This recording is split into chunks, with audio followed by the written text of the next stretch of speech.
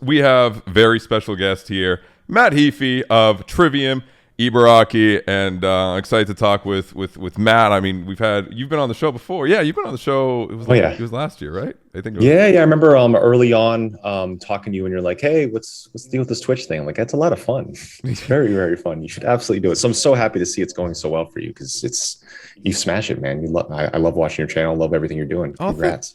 damn, man, coming from you, that means a lot. Thank you, Matt. I appreciate Yeah. that. I mean, it's so funny. Everyone I have on this show, everyone that streams, they say, "Well, I started streaming because of Matt."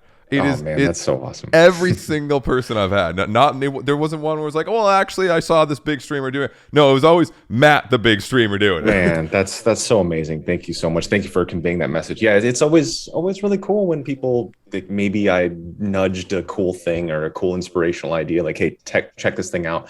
I was able to talk to one of my musician friends that said like during quarantine they got super depressed and thought it was kind of done for them for music, and then I pushed them to start a channel. Right. They're like, man, I can't believe it, this financially saved me, and now I've been able to, like, now I'm really happy. And it's so amazing. Like, I feel like that's kind of the bigger scale, but even at the smallest scale, being able to connect people, like people from my channel who are best friends through this channel, Right. or people who've gotten relationships or gotten married through this channel, things like that, things that you see through the band typically.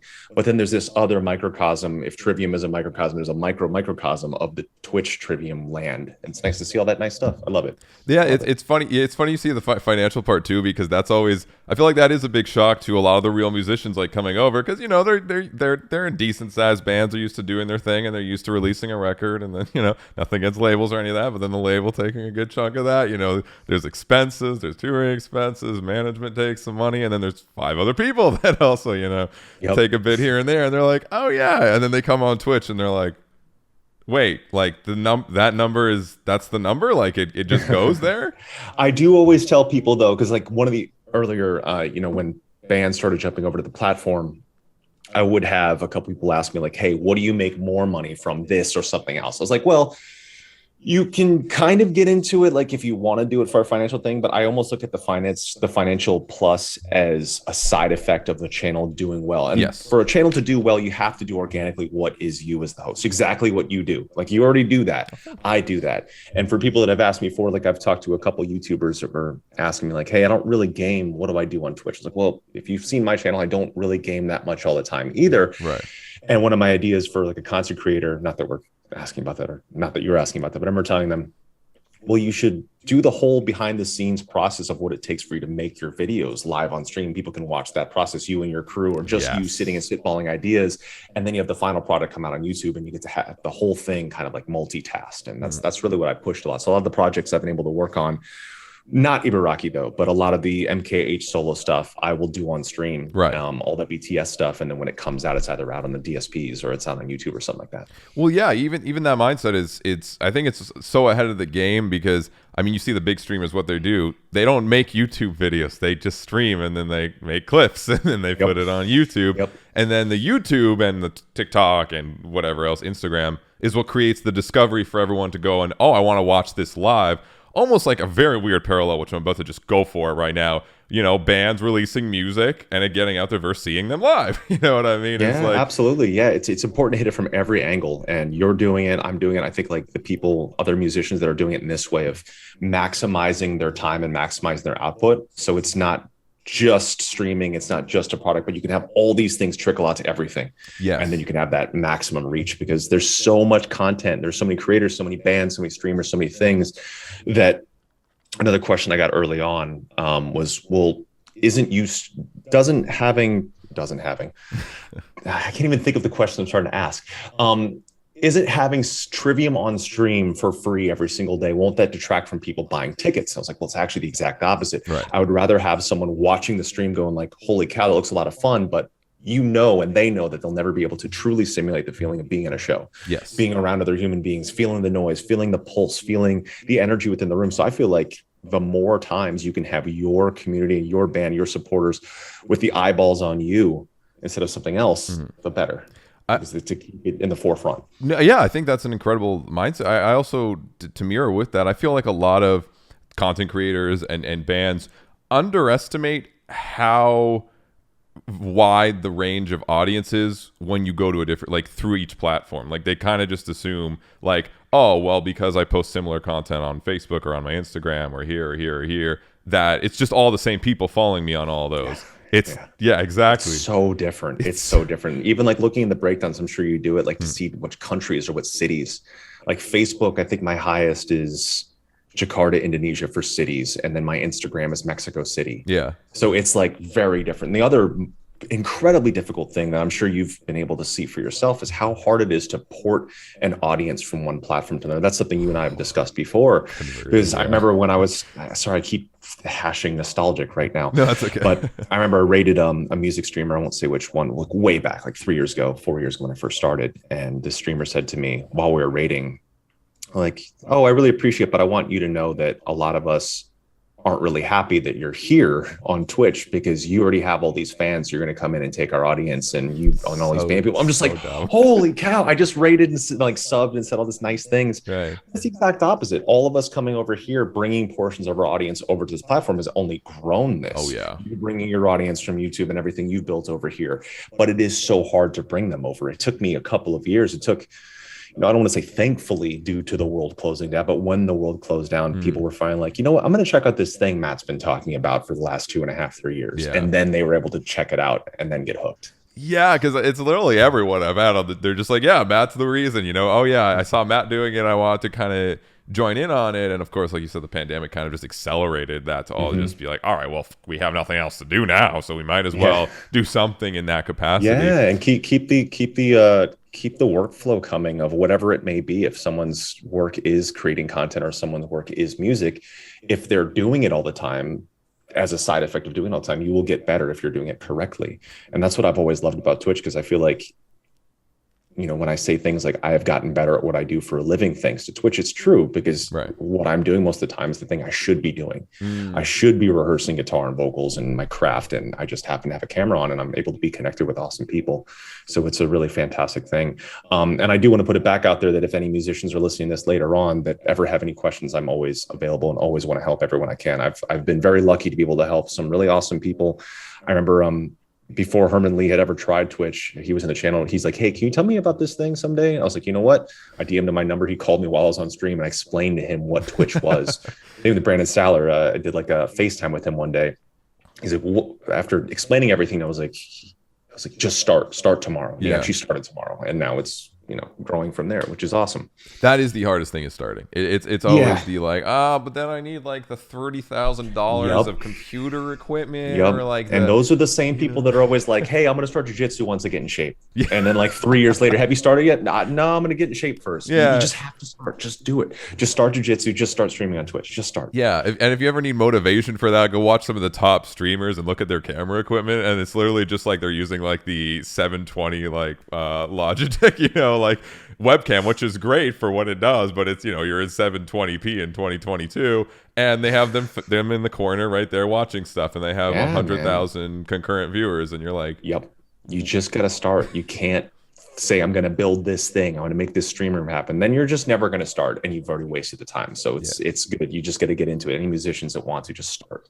Start. Do you feel like with Twitch, and going to tie it to music as well, I guess in a fun way, but like, is content king? Like what you're doing on here, content reigns supreme over stream hours even, and things like that, in terms of keeping people engaged and keeping and growing your audience, I guess? That's a great question. If someone is jumping into streaming, they need to be doing what they enjoy, because your audience can tell if you're enjoying it or not. I know one of the earlier thoughts when rumblings of Twitch were coming around, musicians would be like, well, I'll just stream games and I'll get big like Ninja. The thing is you're not going to be as good as Ninja ever if you're a musician, because you did music instead. You should be showing what you're good at, showing the people what you're good at. So I've been streaming on Twitch, I guess 5-6 years. I have the first date. Damn, man, that's a while. Like, congratulations for that. Thank you. Let's find out exactly what it is. Sick. But when I first started, I was like, I'm just going to play some games that I like. And then I started getting heavily into other people's channels. Big fan of Ninja, Lupo, Dakota's, Shroud. And then I started going like, all right, so if you look at the biggest of all time that people know from pop culture, Ninja, when he blew up, it was 8 to 10 to 12 hours a day of Fortnite. And so musicians think I need to do that to get big and to make this happen on Twitch. That's not it at all. Right. What he was doing is he was displaying what he was best at to his world, to his supporters. So it's like, I am the best Matt Heafy for all the Matt Heafy things in the world. And what are the Matt Heafy things? Trivium, Ibaraki, Matthew K. Heafy, things that I enjoy. Just stream that, like showing the things that you love and connecting through that versus me trying to struggle to jump into like Roblox or something that I've never played or not be into and try to force myself into that audience. But instead, if you have an audience already, bring your audience with you and show them all the behind the scenes stuff they don't normally get to see, like me warming up in the bathroom the other day at the arena, like those kinds of things, like seeing the stipulations of every single day. And I think when people can find out what their version of that is, that's really the key. Okay, so the first, I started Twitch 3/27/17. Oh my God. My first paid Twitch day, I don't know what that means. Maybe the first time I made like $1 even. Yeah, right. Would have been 5/7/17. And I restructured my Twitch 1/17/18. I keep all these dates for, I don't know why. Later I was be like, how do you do all this? And I'm like, okay, yep. Like this, you just, that's insane. Oh my God. So 1/17/18 is basically when I incorporated the 5 days a week when I'm off tour, 7 days a week when I'm on tour. And that's when I started that. So I've been doing this rigorous 5 to 7 days a week since 1/17/18. So even when we do albums, even when we did the last 2 Trivium records, I was still streaming in the morning. I would kind of cut off the afternoon one. I would just say, oh, I've got family stuff or something to secretly record Trivium records. So I'd warm up for the record at home on my stream, go do the record, and then maybe make it home for a couple games. But I've got all the dates on here. I've got that's crazy, man. That's first Trivium show 2/25/2000. First Jiu-Jitsu day 3/13/13. Then the Twitch stuff, and then Twitch, dude, that is absolutely crazy. Like that, you were so ahead of, I guess, that a trend in some capacity, but just going to where you think you want, fit yourself, fit your audience, and all that, and a good place for content. And I love seeing that stuff. I love seeing even how you've converted it with YouTube and kind of turned it into like a clips channel in that sense, but you still make content there, and how you've incorporated even like some of the more mainstream things like reacting and stuff, but it's uniquely you because you're reacting to Trivium stuff. You're reacting to people that cover your guys' tracks or react to your guys' stuff, and it's so cool because it can play off a little bit of what the types of content people are enjoying, but it's fully uniquely you, and people have to go to you to get that exact type of content, which is something that is irreplaceable. And I feel like a lot of people have this mindset when on Twitch, to tie what you were saying earlier, is like that zero-sum game of like, oh, well, this person's here now, so they take my audience, and now that audience is no longer mine, instead of adding to this bigger pool of audience, which I feel like a lot of people, like, sure, like if I was streaming and someone who does exactly what I was doing started streaming right now, I would lose some viewers. Just that's what happens. Unless I had something that was uniquely keeping my audience here because people want to watch what I'm doing because it's me, right? Instead of just, oh, here's another dude reacting or doing something to the new thing that just came out. Here's the dude playing new Fortnite, right? And it's like, well, okay, I'm just going to go watch, the other dude that's playing Fortnite that just started streaming that I already know what he does and all that, because it's just, they want to go with what they're more comfortable with. And Twitch especially, you got to have content, you got to have the thing that makes you uniquely you, or else you're just going to be sitting there the whole time going like, oh yeah, why aren't people coming? And then you just I've heard that a million times on the YouTube side. It's like, I'm just not getting viewers and I don't know why. And it's like, have you, it's just like being in a band, and like I feel like growing a Twitch channel is as hard as being a band and getting in the van for the first time. Right. And that's what it reminds me of. It reminds me of like when I first started off, reminds me of being like the opening band, first of 4 in a van, and hoping people like your band after they see it. And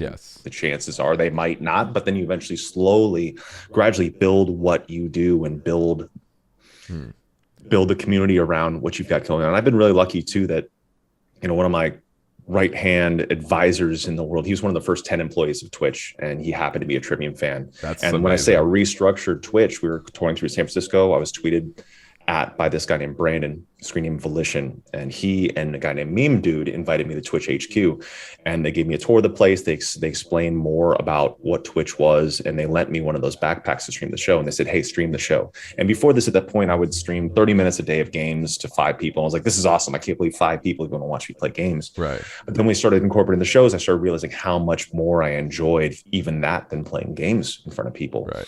And that's when I started bringing that about. And they taught me about the community consistency, schedule structure, which is luckily things that, you know, my mom is Japanese, my dad is a Marine. Those are 2 things that I thrive in. I thrive within a very regimented, specific timeline of things. I like that a lot. Dude, that's wild. And I mean, especially, you know, tying to live shows, and of course in a minute, you know, Ibaraki and everything you have going on with that. It's like, when it comes to live shows and streaming and all that, you seem like the person, which again, it seems very counteractive to what a lot of bands are doing, or at least not big bands, but kind of more medium-sized bands, where bands are like, I'm on tour. All right. We're in the van. I'm bored doing nothing. And then the show comes. Well, I guess I got to load in. And then we play the set for 40 minutes and then we drive. And then they don't really do anything in between that. Whereas it seems like you are on every second doing something, being efficient in some capacity. And then it's like, oh, yeah, the show's here. This is what, you know, okay, perfect. Got the show. Everything's perfect. Everything, you know, we rehearsed it. We're good. We're still streaming it, right? And all right, show's done. And I'm sure you do some more work even after that. You're like, okay, got to answer emails or whatever it is. Yep. Like, how do you do that in terms of stay consistent, be efficient? And do you feel like that mentality somewhat lacks in bands in general, or newer bands nowadays? Amazing observation. Thank you so much for that. And yes, I do try to always make sure I'm bettering something while I do something. Right. There's a lot of components to that question I want to address. The latter most part. I remember we were on a tour once with a band, and I won't mention the band because I don't do that for the slightly berating things. Gotcha. But this band were fans of us. We were supporting them. They were younger than us, and one of the guitar players was a big Trivium fan, and they were like, "Hey, I really got into heavy stuff through you guys." And he was like, asking me advice. He's like, "You know what, man? How about I give you lessons every single day of this tour?" Right. I was like, "I'll set it up tomorrow." So I was like, "Cool." We set a time, set up the amps, set him up a chair, had a guitar there. I was like, "All right, I'll see you there." The time he was supposed to be there, I was checking my phone. He's not there. Oh gosh. Text him, nothing. 30 minutes later, nothing. 60 minutes later, I'm like, "All right, I'm gonna go do something else." 3 hours later, I get a text. Like, "Man, I just can't be bothered to practice on tour." Like, this dude is like younger than me, like maybe 7 to 10 years younger than me. I was like, I can't believe this. Like, if you know, I'm not comparing us to like a giant band. We're at least a band he liked at some point. Right. But when we're on tour, let's see, I'll go through like the efficiency of the 4 of us. So throughout the day, each of the 4 of us has our path of what we do. I generally wake up at the same time. We'll take you through this tour. So in this tour, I wake up at 9 every day. The 4 of us all get together. We go get breakfast at catering, because this tour thankfully has catering. Some tours don't. Right. But this being like a bigger tour, it does. So we do that. Let my food digest, kind of set up my stuff for the day, set up my computer, my laptop and stuff for gaming, get the backpack prepared. Once I'm digested, then I do jujitsu or yoga or mace or kettlebells. Lunch would have been before that. So we do breakfast, lunch around 12:30, digest, exercise around 3 to 4. And then I start my vocal warm-up, which is 5 to 6. So 5 to 6, I do my very specific vocal warm-ups with the backpack, with the stream watching. And that is 30 minutes of like head voice exercises, like opera style. That stuff. So 30 minutes of that. 20 minutes of Trivium requested from the viewers that are in their head voice singing. So basically I'm singing like I'm in the Bee Gees for all our stuff. So like the river just this, like 20 minutes of that, which actually helps really warm it up. And that's what I learned from my vocal teacher. Wow. The final 5 to 10 minutes is me singing full voice. That's the real voice. That's when everything's warmed up. As soon as that's done, I've got a couple minutes I set the camera on a Be Right Back. I actually wrote this stupid paper, this Be Right Back. I post on the wall, mute the camera. So that's when Alex starts warming up a little bit. He likes the first 15 minutes to himself. Then 6:15 to 6:45, we do a full band jam. So we have an entire rig that's backstage, V-drum kit, 3 amps. All of us as a band warm up together for like 3 to 4 songs, like 20 to 30 minutes of us rehearsing together. Then we go play the show. Wow. And in between these intervals, like I'm doing like maybe another 5 minutes of vocal stuff in between each little chunk. We do the show, do my vocal cool down, we get dinner. And then Alex and I, but Alex didn't bring his gaming rig on this. We'll play Call of Duty and I'll stream it sometimes and we'll just play that till the end of the night. So it's just nonstop stuff because it is fun to do that. And actually Live Nation rep who's on the tour, I was doing my physical therapy exercises, kettlebell stuff by the side of the truck in the sun yesterday. It's like, man, it's nice to see you out here doing this. Like, so many bands will tour with, they're just like bored all day and not doing anything. Yeah. And I was like, I don't want to be like that. There's, for even the bands. So if bands were to hear that and go, well, I don't have the gaming rig, I don't have the backpack, that's fine. You can't stream, you don't stream. But still, you're somewhere cool every single day that you can make something cool out of it. Even if you're in an industrial park, there's nothing around. You can still walk around, get into photography or get in the vibe. Or if there is something around, you're touring different countries, you can explore those countries through their food. And that's my favorite thing in the world, food.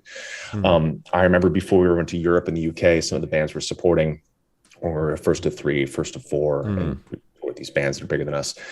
They warned me on Europe. They're like, oh man, the food in Europe is terrible. The food in England is terrible. It's disgusting. You can't eat it. I remember one singer told me he would take sleeping pills. I do not advise this all day. Just wake up for the show, sleeping pills. So the European tour's done. I'm like, oh my God, Europe's going to be terrible. This is horrifying. Right. When we first land, our tour manager, Scottish guy, takes us out to our first ever Indian place in the UK. And Indian food in the UK is as good as India, from what I hear. Right. It was mind blowing. I was like, are these people that were telling me all this stuff, were they kind of full of it? Right. And then from there, and then getting into Anthony Bourdain, reading his book, he was kind of my eye opener. Like Metallica was to food, Metallica was to music, Bourdain was to food. And I started realizing, man, we're getting paid to play shows and being in places that people go to vacation, and we just have to spend a couple bucks to eat food around here. This is insane. So then those are other ways we'll fill our days. If we're somewhere cool, like today we're in Portland, Maine, we all woke up, had insane local breakfast, hang out. I was streaming during the day, exercise, and then we go out to dinner and eat locally amazing and stream again later. It's all about filling the day with the fun things that you want to do. Right. Now, if someone doesn't like the idea of streaming or is a slightly more private band guy, it might not be the place for you, because you're going to genuinely exude that you're not enjoying it. I just try to fill my life with things that I enjoy and that I want to do. And I feel like using this phrase today, is it inappropriate? Is it appropriate? I'm not sure. But, life is short. Yes. Life is short. And there are too many times and places where people focus too much on the negative, and myself included. I mean, my whole life up until having kids, I was always beating myself up with, these are bands that started after us, right? Or they're younger than us and they're bigger than us and they're playing better places than us. How come we're not there yet? Why isn't our band the arena band I said we would be when I was 13 years old? Right. When I shifted the goal of being like, to try to be the biggest band in the world or try to be an arena or stadium, that's not even a realistic goal anymore. I feel it for a metal band, I'm sure Metallica or Rammstein. When I shifted it to, I want to be the best Matt Heafy for all the Matt Heafy things, it was a much more comfortable, safe, healthy, amazing way to live. And I feel like everyone should do that instead of trying to be like, I need to be biggest, best, wealthiest, most money, most things. Those things don't make you happier. Like when we look at these stories of these multimillionaires or billionaires, of how broken their minds seem and their happiness seems to be completely derailed, and people focusing on all the wrong things lately, like people putting so much value into things that are full of speculative value. Like it needs to be back to the things that we enjoy and connecting with people and just focusing on those things. So I know we kind of went all over the place. No, yeah, that makes total sense. And again, seeing how regimented you are, and it's that mentality. And I want to ask you if you have a similar mindset of, a day that you're not doing anything means you just wasted a future day of your life. Thankfully not. Okay, like the days off on tour, typically a day off for me, I make sure I don't exercise. I'll do a vocal warm up. I warm up my voice for like 2 to 3 minutes every time I wake up before I speak, just to make sure it's in check for the shows. Do a 2 to 3 minute cool down before I go to bed every day, day off or not. But a typical day off for me is wake up, get checked into the hotel. If it's a day off, we'll have hotels. Go get amazing local breakfast, come back, play video games all day, go get amazing local dinner, play video games all night, and go to bed, because those are the things that I want to do. And it's super fun. So some of the days off, depending if we're somewhere awesome, sightseeing, walking around, exercise, things like that. But as long as I feel like I'm putting out the great effort for the times that I need to be, like I'm definitely not one of those like 7 day a week, 24 hours a day, grind, hustle. Like that's also not healthy. Like it's important to find that boundary and that balance.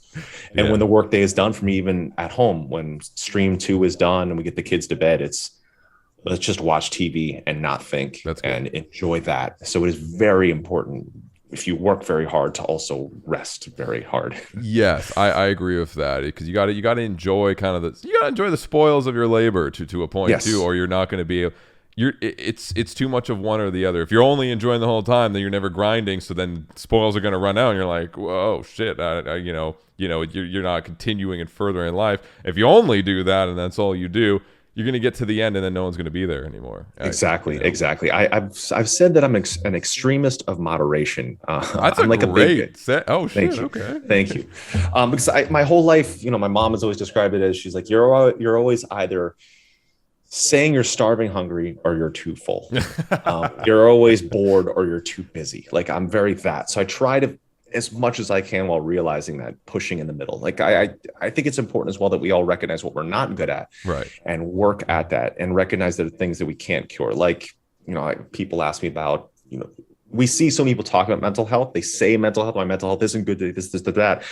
But the people that have the platform aren't saying what to do in those cases. So for me, I always say, yes, I've got bad days. Obviously, in our songs, I put out some very intensive things. The song Departure is a song about suicidal thoughts that I was dealing with as a kid. Gunshot is about domestic violence. So it's important to put these things into something else, so it's no longer living inside of you. Right. But to realize, like, I am a super high anxiety person, and I know that because of my super high anxiety, it doesn't cure it, but it makes it better with the more things that I do. So that's another advantage to the amount of things I do. It makes me kind of feel a little bit more regulated. But in terms of like the mental health thing, it's like, I always try to tell people that there are a couple things that all mammals need. We need something like a physical outlet, whether it's running, jogging, yoga, lifting weights, something that's not our job and not our hobby. We need something that is a hobby, whether that's gaming, guitar playing, singing, poetry, that's not our job, not our physical activity. And then the ability to be able to speak on the things that we have. And people need to recognize that sometimes the intensive things that we might have going on in our head are too much for a loved one. Right. It almost becomes like the conflict of interest thing, that it becomes too difficult for them to help you with that. So to seek the help of like a licensed mental health counselor or a therapist or something along those lines. And that's something that I keep active in my life as well. Now I'm like once a month or so, but I was once a week, twice a week for a therapist when it kind of gets a little bit too much. Right. And that's so important, because it's the same way of taking care of your body, which is something that we always see people push on all social media. And there's all sorts of resources for that, of how to get in shape and how to do all this thing, but no one ever talks about your brain. Yes. Taking care of your mind, like you mentioned, like enjoying the spoils of your work, unplugging, having fun, and just not working. That's also incredibly important to have, to kind of recharge the batteries and make yourself feel good. So it's a lot. It requires a lot. And the other recognizing of the self, I know I'm a very slow learner. I'm a slow learner, and I have a hard time retaining things that I am trying to learn. And I realized this when I started jujitsu.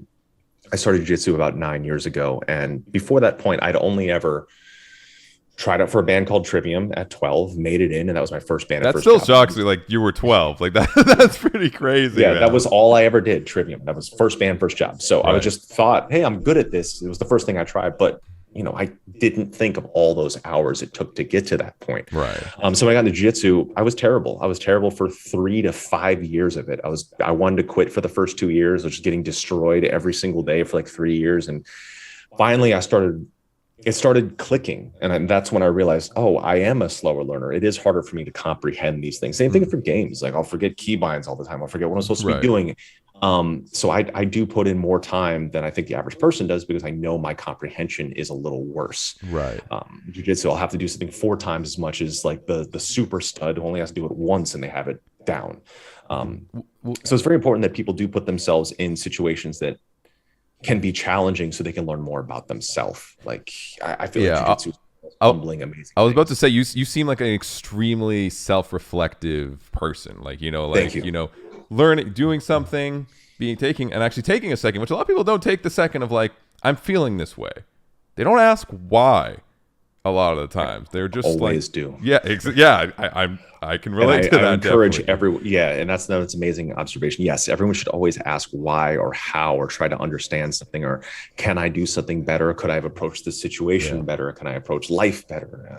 Which can sometimes it can be like a gift and sometimes a curse, because if you're too self-reflective, you question everything. And then I see a lot of people never get anything done because they're too busy questioning what they should have done, instead of, well, what should I be doing now? And moving forward. But being very self-reflective, and obviously having an incredibly, I don't know how you balance your life that well. It's fucking insane. Just honestly, huge claps to that, because I've never seen in the music world, especially like someone who is as balanced as you in terms of life and works like every person I have on, other than I started streaming because of Matt. They're also like, Matt's literally the hardest working person I've ever met in the industry, which is like, thank you. It's wild, but man, and it's cool to see because it's very inspirational. You know what I mean? It's very inspirational, and I feel like there's always the stigmas and the stereotypes in the music scene as well as content creation in general. Of here's this lavish lifestyle, in the music world. Oh yeah, go be a rock star, go tour, and party all day, and then play your little show, and that's it. And same thing with content creation is, just get, just do the big video and get lucky and all that. And then you get to be Jake Paul and be super rich or whatever. And it's so not that. No, it's crazy. No, it's really not. It's really not. And that's why the key of it is just whatever anyone decides to jump into, just make sure you're enjoying it.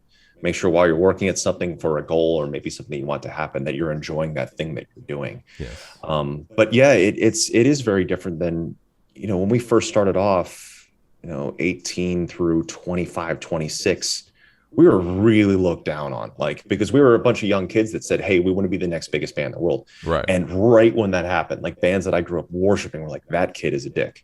And we were bullied by headlining bands. If I could write a book someday, it'd be shocking. Right. The amount of my favorite bands I grew up with posters on my walls, they would bully us and be super terrible to us on tour with them because they just thought all right, these guys are arrogant kids who don't know what they're talking about. Their band started yesterday, right? And they think they're going to take over what we've been working at. But that also goes back to the first thing we were talking about, how, the more people that come over to this platform, the better. That's why every band that I love, I talk about. I want them to get big. I'm nonstop talking about Fit for an Autopsy. I want them to be huge. Good, I want them to be massive. I want them to get so big that we co-headline with them. And if they get bigger than us, they get bigger than us. And I hope they bring us out. The more of our friends or the more people that we're able to bring up with us, right. What is it? The rising tides bring all ships up. Yes. I always paraphrase that thing, but I want everyone to do well in everything. So there's more of this, there's more support, there's more things growing. I hope that every musician comes over to this platform, every metal musician. And I don't mind if we're streaming at the same time. I want us all to do well. Yeah. And I think that if we can do that, then we can secure the placement of future generations of bands and things that we love and things that we want to see do well. And, that support is absolutely a necessity. So it is really amazing to hear you say that, that I inspired some people to want to do something, to want to do it's a little thing. More than some, but it's really great because it's such a different perspective than the way things used to be. Because luckily that era is done, and I it's almost probably shooting myself in the foot bringing it back up. But the era where people are like, are these a bunch of young cocky bastards? Oh my god! From whether journalists or bands or fans, and then it became kind of quieter. When I was 25 to 30s. And then since the last three or so records, I feel like Trivium has really hit this renaissance of, wow, these guys sound and are doing a more modern thing they've ever done, which I think is such a cool thing that on record 10, that it went from maybe press sort of ignoring us for years. We had one moment in the press limelight, and that was the UK, and I was on ascendancy, and it was for 10 months. That's all it was. Right. 10 months of the UK. These guys are gonna be the next biggest band in the world, gold records, sold out tours. And then the very next record, the UK press said this band's terrible. And they kind of ignored us up until the last 3 records. And now they're like, all right, these last 3 records are very good. So it's interesting to see on record 10, people are like, this is the best record they've ever done, or these are the best songs they've ever done. And that's a really rare thing to see, a band 22 years in their career, for those kinds of things come around, and for the nice things that you mentioned that other people would say about being inspired to do something. So it's so cool. And I've always felt that I'm not here to be a role model or for something to look up from other bands or fans or anything like that. But I feel like we are a good one for that to happen, because we have 4 very well-balanced, well-adjusted people in this band. I'm very fortunate that all 4 of us have the same outlook that I have on everything. It's that it's a kind of broad strokes, we don't believe anyone is above anyone in this life, and we all want to work hard and to be the best at who we are for what we do in life. Right. And when you've got a full band of people with that outlook, it becomes a very fun thing to be in and a very fun thing to be around. Yeah. I've had so many bands tell me, it's crazy. I'm paraphrasing them. They're like, it's crazy to see you guys are always together. Everyone, Mark Morton actually said it to us at Grass Pop years ago. He's like, every time I look, it's the 4 of you in catering together. He's like, what is that? This is weird. What is that? Because most people aren't used to seeing a band that, we get 2 to 3 meals together every show day, every day off. And if I have to be away from my family, I would want to be surrounded by the people I want to be with. Yes. If I was out here with a band that we didn't speak, or we didn't have similar interests, or want to eat together, or want to game together, or want to see each other, I wouldn't do it. Like, Yeah. I wouldn't be away from my family. So I'm very lucky that while we kind of share the way I think of things, the rest of my band roughly looks at life in the same way that I do. That's good, man. I think it's a good balance, and like you said, having people around you, people are the most important thing, you know, or people around you that will be there till the end, that actually support you, that will, you know, you guys build off each other and make each other stronger and Massively become better humans at the end, which is Massively. incredible. Massively. And I've definitely seen that throughout the years of Trivium, and the albums have been absolutely crazy with that, and everybody in the band it just levels up, and I love that you guys all level up together. You know what I mean? Which is, I think, Absolutely. is so important. And of course, well, speaking of leveling up,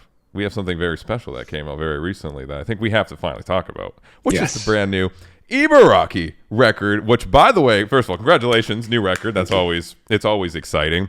Thank you. How long has this been in the works? I read some places it's been some time, right?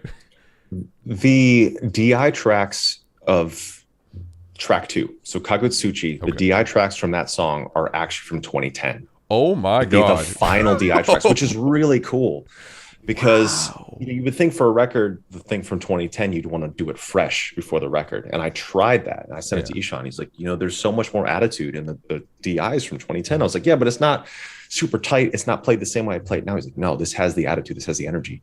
So this record, if you exclude the intro and the outro, the whole thing is chronologically in order of when it was written and when it was actually recorded. That is really so cool. Kagutsuchi and Ibaraki Doji are both from 2010, 2011. And then Jigoku's probably from around 2013. And it scales random years throughout that. So It's been about 12 years. Wow. And as you know, as you've seen, normally when I'm going to do something, I'm going to do this thing, and it's quick and efficient. Yes. Like Magic the Gathering. Hey, I'm doing Magic the Gathering soundtrack, and it's done in like 2 weeks, and It's awesome. It's not that I rush through things, but with Ibaraki, it's just been this project that has been very interesting to make, because with Trivium, we've always made exactly what we want to make, the way we want to make it. We don't have to consult anyone. Our label doesn't tell us we need X amounts of this kind of song. We just make what we want. But Ibaraki was even more of that. It was even more freedom. I didn't have to record this at any timeline. There was no due date. There was no criteria of what it needed to have or didn't need to have. So it was so amazing and I feel like it's selfish to say it, but it's not. To be able to make something the exact way that I wanted to make it, and not have to ask anyone or consult anyone or think of anything or anyone or making anyone happy or sad other than myself, was such a liberating process. So like releasing this was something different. It was very exceptionally different in the fact that while Trivium is free, this was even freer. Wow. So it's nice to be able to do that. It was very, very liberating process, and anyone that likes it is a bonus for me. It's just a bonus. Got you. It's self-fulfilling. I understand kind of where you're coming from with that. Also, oh damn, Sarah Coppin, thank you for the raid with 350 people. Hi people. I'm here with Matt Heafy of Trivium and Ibaraki. We're just talking about the new record right now. So there's a few very important questions I want to ask you about the record. Number one, so obviously Trivium, has always had there's metalcore, there's melodic death metal, there's blackened influences, right? Like you kind of hear it underlying here and there with the atmosphere, the chord choices, all that. What was the choice of, even though it's still very open and I wouldn't, box it in any specific genre, what was the point of a black metal foundation for an album? What was driving you to that specifically, if you had to pinpoint it? Yep. So I'll take you to the beginning and then the fork in the road. So at 12, 13, when I first got into metal, to the Black Album, I tried out for Trivium, made it into the band. But it was at 15 years old or so is when I started getting into Napster. And I really liked Napster because it was essentially what the tape trading days must have been in the 80s and 90s. Right. But the modern day for someone like me. The first song that I remember someone sending me was Yotun by In Flames. And I know that's not black metal, but I heard that song. I was like, I've never heard anything like this. At this point, I only knew the main metal grades, Metallica, Megadeth, Pantera, Testament, Slayer. Right. But hearing this new thing, I was like, wow, it sounds kind of folky and reminds me of video game music, but video game music that would have been inspired by Lord of the Rings and all these things. And I felt really transported by it. I was like, what else is there that I don't know about? Right. And I recognize that this is a thing called melodic death metal that stemmed from Swedish folk, new wave of British heavy metal, Tampa and Stockholm death metal. But then someone sent me a track from Cradle of Filth, from Dusk and Her Embrace. And someone sent me a track from Cannibal Corpse's Bloodthirst. I was like, okay, so this is even cooler. There's death metal, melodic death metal, black metal. Right, what else is there? And I started digging further in. Around the same time, I met this local musician named Richie Brown, who's in this awesome band called Mind Scar, who's still in Orlando. They're a fantastic black metal band. And Richie started introducing me to everything. He showed me Imperial Live Ceremony for the Emperor live in London VHS. It was a VHS that he had. Showed me Dissection and Dark Funeral and Dimmu Borgir, just basically everything. He knew black metal very, very well. So he started getting me into it. And I fell in love with the genre, even to the point of, if you look at the song The Storm off our Blue demo, it's about the Ascori. The Ascori was the legend of the flying ghost horseman who would shriek in the sky in Norway and steal people's souls. That was one of the original inspirations to creating black metal even. So I was very much so into the folklore, and I started realizing, like, I started learning about the feuds, like, and seeing like, wow, I'm not condoning nor do I think this is cool, but bands were killing each other over this. And as this 15, 16-year-old, that becomes something you become a little bit drawn towards. So I was very infatuated with the mysticism and it being influenced by pagan culture and all the old gods and the Norse gods and goddesses, and fell in love with it. I was that extreme metal elitist kid when I was 16, 17. I would show up in my black Ford Ranger with the windows down, blaring Dimmu Borgir. Yes, dude. And anything that had singing in it or anything that was mainstream sucked. And I was that kid. I understood that mentality. So having fully understood that mentality, I was like, you know, when we started shifting what we were, because we were like a 3-piece death thrash band at that time. Right. And then I got into more into melodic death metal. Then I got into metalcore actually through the German scene. It was actually the German metalcore scene I got into first. Heaven Shall Burn, Caliban. Then I started getting into bands from the US like On Broken Wings and Botch, and Hatebreed Perseverance is a big turning point because like, wow, this is like hardcore, but it's hooky, like Sepultura is. Started getting into all those things. And that was really like the missing link of metal. Extreme metal being melodic death metal, black metal, and then metalcore. So those three things really started tying together. So I kept going, and the first batch of press things that we would do, people would see me in Emperor shirts because those are the same shirts I wore through high school. Right. And I was greeted by a guy named Darren Toms from Candlelight Records. He came out, he's like, I'm with Emperor's record label. We just want to thank you for supporting Emperor. Like, I was on the cover of Kerrang and Metal Hammer wearing an Emperor shirt, which is something that was kind of unheard of at the time. Right. And he'd bring me black metal records and shirts and stickers and patches and everything. And so throughout the years, I did the Rotary United Dawn of a Golden Age black metal track with Danny Filth and Mike Smith from Suffocation. And that song came out really good. But I was always really into making it, creating it. And I said to myself, having been that extreme elitist kid, that I know that the guy from Trivium isn't allowed to make a black metal record. So I was like, I'm going to make a black metal record under an alias. I'm going to wait till everyone falls in love with it. All the elitist kids, I'm going to be like, haha, it was me all along. And that was kind of the idea. I knew, because I knew 16-year-old me would be like, oh no, Trivium has singing. This sucks. You know, you're not allowed to do that. So going on throughout the years, I started working a couple songs. And it was 2009 or 2010. I was at In Flames' restaurant, and I became good buddies with them, 2112. I saw this 15, 16-year-old kid wearing an Emperor shirt. I asked him if I could take a picture for my food blog / travel blog. I did.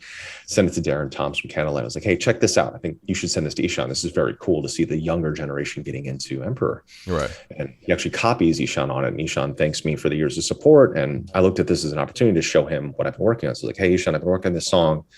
It's Alias black metal project. I sent it to him. He's like, sounds like good old school black metal. And that was kind of the whole response. I mean, that's the best compliment you can get, right? Yeah. And it was a short response. And at this time, he just released Eremita. I listened to Eremita and I was like, wow, there's saxophone solos and jazz chords and clean singing and very quintessentially un-black metal things happening on this. And I loved it. It became more interesting to me than sticking in tradition and sticking to the tropes of what black metal is supposed to look, sound, be. Yeah. And it reinvigorated my mind. I was like, this is more black metal to me than traditional black metal. And I started rewriting the idea of what this project was. Like, let's kick the alias thing. Let's see where else I can go with this. And the very first piece of music I wrote after his email and hearing Eremita was the song Kagutsuchi. So I sent that to him. He's like, this sounds like, I hear Ennio Morricone in this, and I hear black metal, but also death metal. And I was very inspired by Rodrigo and Gabriela, but also Beirut, the indie rock band of the one-man band that makes like Eastern European gypsy folk music into his indie rock. It's amazing stuff. His first two records are amazing. Beirut. Okay. Also, the Bon Iver record, the one with the snowy cover, was a huge influence. So there's so many things that started influencing this. It was basically the blueprint and the idea and the inspiration of it was black metal. But then to be able to pick the brain of one of the most important icons of black metal, things like, I was asking Ihsahn, I decided to, he said, hey, you should visit if you're ever close. And I was on a tour in Europe, and I decided to take a couple planes, trains, taxis, buses, and walk to his village. End up in his village. He picks me up at the train station and took me to see some of the old stave churches, the kinds of churches that were burned down, but the ones that weren't. And they're beautiful and amazing and incredible. Right. And I pick his brain about like guitar playing in black metal. I was like, well, it's very surgically precise, right? In the tremolo, right? He's like, no, it's the opposite. He's like, it needs to have that kind of sloppy, almost punk rock thing.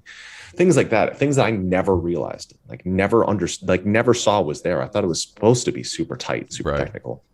And then when I pick his brain about Emperor, because Emperor was always a big influence in Trivium, not in the sense of sonics, but in the sense that every record you didn't know what you were getting. All those records are very different from each other, especially when you look at Nightside to Anthems to Equilibrium to Prometheus. They're so different from each. And I'd ask him about that. I'd ask him about the Ihsahn stuff. And he said that he never made anything to be reactionary. It was purely him making exactly what he wanted to make when he wanted to make it. Right. And him explaining that black metal is not a sound. It's not a thing that needs to be. It's not like a list. It's an attitude. It's an expression. So learning those things, like I knew that no matter what, because this record, yeah, like I call it a black metal record, but it's from black metal. But it's the things that I love about black metal, things I don't. Right. Because it was, let me think, 2016, 2017 on a European tour where I started looking back at the genre, looking at all these bands. And then I started seeing the things that I must have had the blinders on as a kid. I'm all like, sure, Satanism is quote cool because it's, no one's really satanic. No one's really satanic. Like that stuff was always fun for the thematics. But then I started noticing the racism and the bigotry that was in the genre. I was like, this is the stuff I'm not okay with. And I was shocked at the fact that I did have those blinders up, that it was always there. Like I knew like the main old school guy that I don't even want to talk about him, that kind of like that gravitated around. But of course it would have stemmed out. Of course it would have grown from there. So then I started realizing like, man, I want to rewrite this genre for myself because it's this thing that I loved for my whole life. And I realized that there's this really nasty stuff, not in all of it, but some of it. So how else can I do this? How can I approach this for me and make a style or a band or a record the way I want to hear it? And that's what this became and evolved into, especially from Ihsahn's teachings and him being a mentor to me. It was just create anything you want to make, and there's no right or wrong. And then having these elements that shouldn't be there is what I love so much. And I knew that the fact of having the guy from Trivium and the guy from My Chemical Romance on a quote black metal record would break people's minds. And I loved that. And I realized that was more of a black metal statement than me burning a church down. It truly was. Like that was more shocking than that. Because the other one would be like, nah, he's just copying it. But this, people are like, wait, you're not allowed to do that. The other one would have definitely still been a headline. There's no doubt with that. But I fully agree with that. And you brought it up. I was about to ask because I know you have to head out in a couple minutes here. But how? What? And it's beautiful that it happened. But how did you plus black metal plus Gerard Way happen? Basically, I need to know. Yeah, I love it. And one more element that is on a quote black metal record that shouldn't be, that I love that it is, are all the video game samples. And that was not my idea at all. It was 100% Ihsahn's idea. When he's like, what are your favorite video games growing up? Final Fantasy VII, Super Mario World, mentioned a couple things. And he put those samples in there. So back to Gerard. We were on tour in Australia in 2005, big day out. We were the only metal band on that tour. My Chem was headlining the whole thing. The promoter was like, hey, I think you two guys will get along. So we invited both Trivium and My Chemical Romance to a dinner with the promoter, introduced ourselves. And I was telling Gerard and Mikey that I've been a fan forever. Like I really loved their music. And I was picking Gerard's brain on like vocal notes he hit on Black Parade and things like that. We talked about comics and video games. And we're talking a lot about Final Fantasy with Mikey, but also comics and music with Gerard. And we became pen pals. So like every 6 months or 12 months, we'd hit each other up by email or DM or something and just stay in touch. And it was a couple of years ago where he messaged me asking me about tremolo picking and black metal, the same thing, bringing the whole thing full circle. I was asking Ihsahn about tremolo picking, even though I didn't do it. Then Gerard was asking about tremolo picking. So I shot him a tutorial video, sent it to him, and he thanked me very much. And I said, I've been working on this black metal record for years. Would you be up for guesting on it? He said, of course. And he and I discussed the things, just like I said, we just, in a different way, discussing the things that we love about black metal, the things that we don't love about black metal. And we're like, how can we make this for ourselves? And what's great is the song that he guested on is lyrically, it does tell a story that you can transport yourself into, Japanese world, and this thing is happening literally. But metaphorically, it's also a lot of the things that I struggled with the genre when I started looking back at it. And that's what Ronin is about.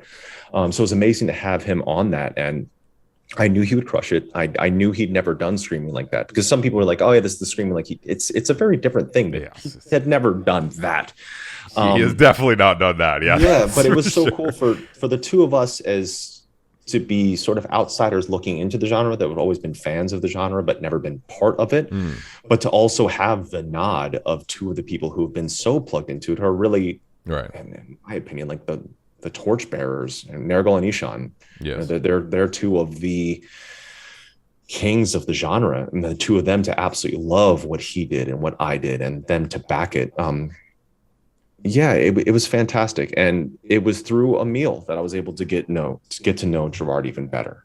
And it was the same thing with Nergal and Ihsahn, actually. So all three of the people that guested on this record were people that I grew up really being into. And I think that's always been the fun paradox of Trivium. I think that maybe that stems back to some of the earlier stuff I was talking to, why people had issue with us. Because we were a band that was always too metal for the hardcore kids, too hardcore for the metal kids. But we're also a band that I was like, I love Dimmu Borgir, but I also love Furthest News Forever. Like at the same time, I'd be listening to satanic black metal. I was into Christian emo and Christian metalcore. And I feel like those two just absolute polar opposites are what I've always been very much so about. You compare like me on stage with Trivium versus me in person. It's like they're two very different things, but still the same, that all coincide and coexist.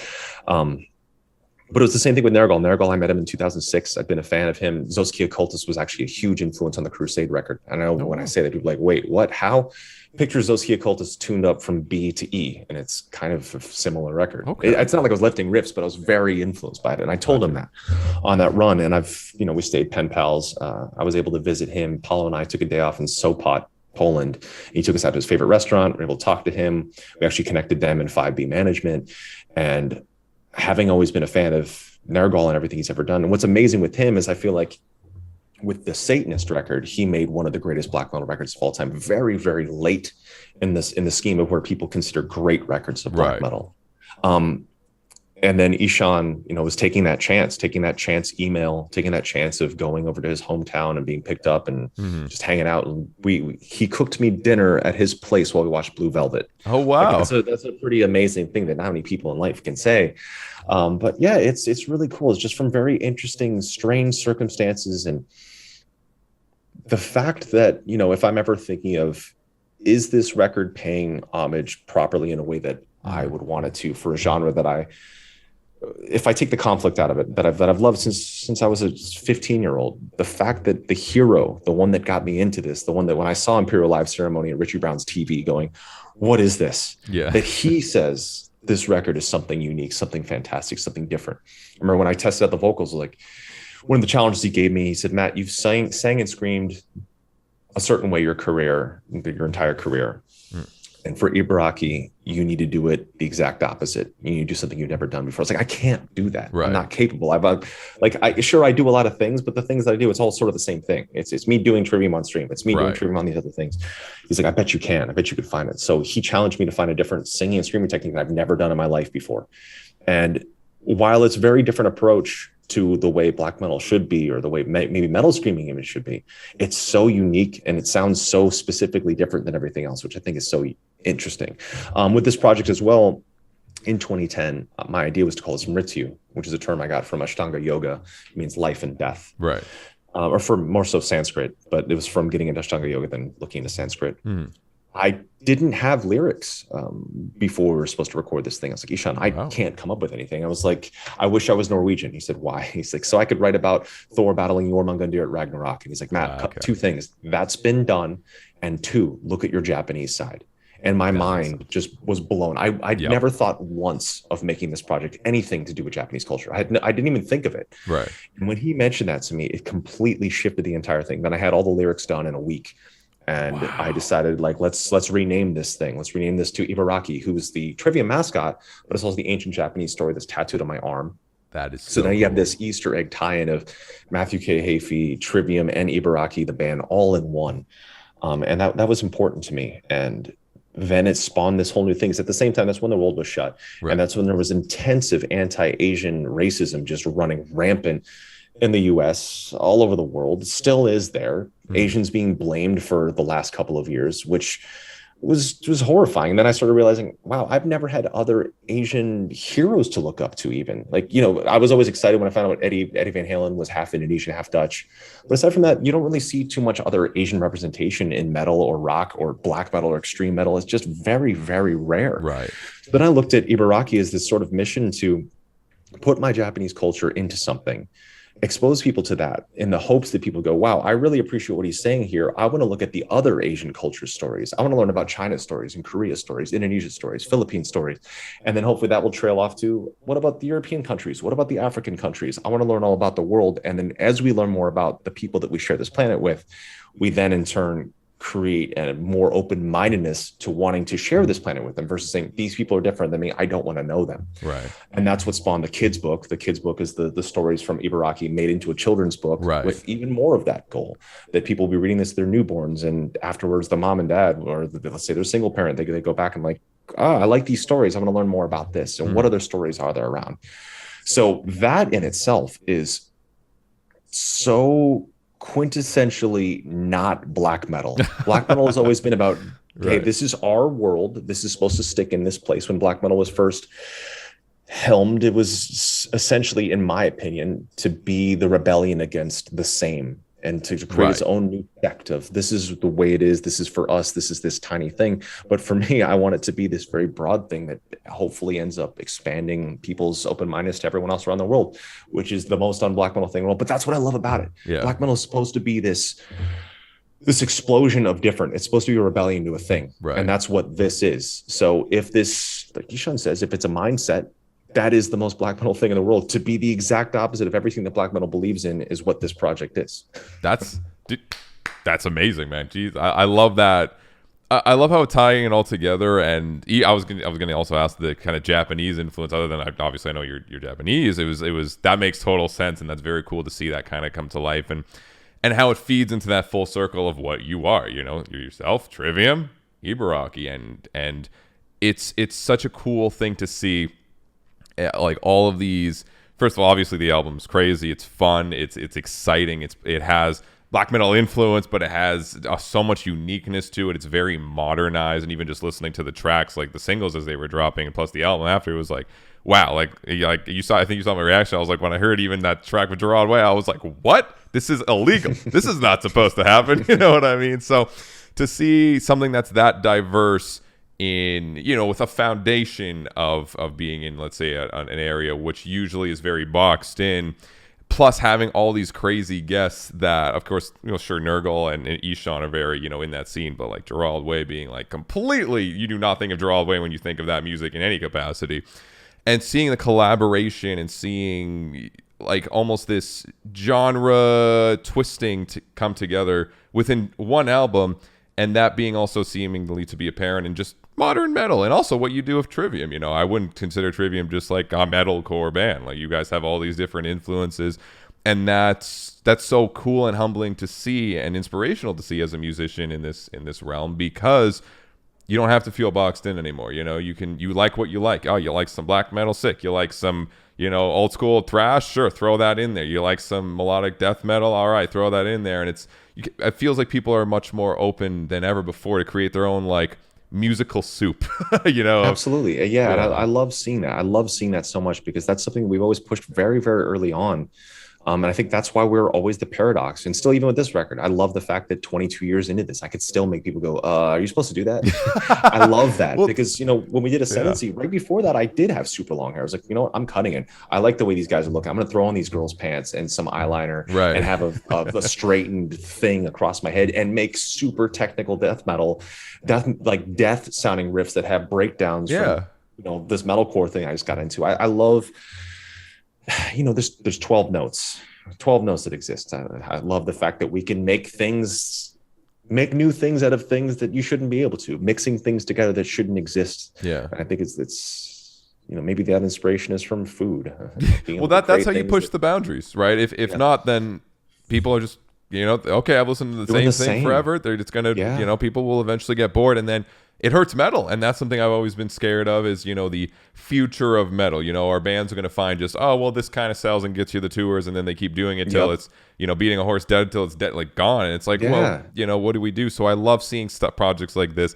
I love everything, of course, you're doing in general. And I love, again, correlating it all to the bigger picture of even Twitch and expanding and modernizing, because people like you are the reason that, people like me have faith that, hey, tomorrow this won't just be all gone. You know what I mean? So Matt, I know I've kept you a bit over time. Sorry about that, but always amazing chats. But this is the first chat I've done since the records come out. So please get this out. Let's get this message out right now. Ibaraki. Oh my God. Do you want to go with the album name? I don't want to butcher it. I know it's going to happen. It's tough, and even I say it wrong. Like my mom was correcting me. It's La Shomon. It's actually I was gonna that up really badly. But people just say Rashomon is fine. Rashomon is fine, but it's actually Lashomon. Rashomon. That O. Okay. And then Ibaraki. Ibaraki. Ibaraki. Rashomon's fine. Rashomon out now, chat. Go check it out. Buy it. Show the dudes the love. Again, it's crazy. It's modern. It keeps pushing the boundaries and pissing off elitists, hopefully, which is my favorite part of the job. So, Matt, wait till the next one. I'm teaching myself shamisen now, and I'm going to go further into. Ihsahn and I are like, do we go taiko drums and shamisen and all Japanese singing, or do we go further into this thing the intro and outro have, which is that very Eastern European sounding? It reminds me of Nightmare Before Christmas in Eastern Europe. Oh, that's sick. So do we go there? Do we go both? Like, what do we do? And there's no limit, which is amazing. But man, thank you so much. Our chats are always incredible. I wish you nothing but the greatest. Thank you. Congrats on everything. And I think that last section that I said the quote that I forgot exactly what it was, but if we can use that as the quote, let's get that everywhere. Yes, it was something great. Yes, if I make it a YouTube. The black metal thing of the black metal thing. The black metal thing. Yes, chat. Matt Heafy of Ibaraki, Trivium, and of course himself, this gorgeous human being. Get some love for this dude. Check out the new record. Follow them up. They're on tour right now of Trivium as well. Go see that. I'm gonna be stopping by when y'all stop. Tickets on me. Just remind me. Are you streaming for a little while longer? Because I'm gonna send these people your way. Yeah. I'm gonna be talking about metal news and life. Awesome. Yeah. So here we go. Matt, thank you so much. Have a beautiful day. Man. Best of luck with everything, and we'll talk soon. All right, man. Thank you. Later, dude. Thank you so much. Have a good one. See ya. Bye-bye.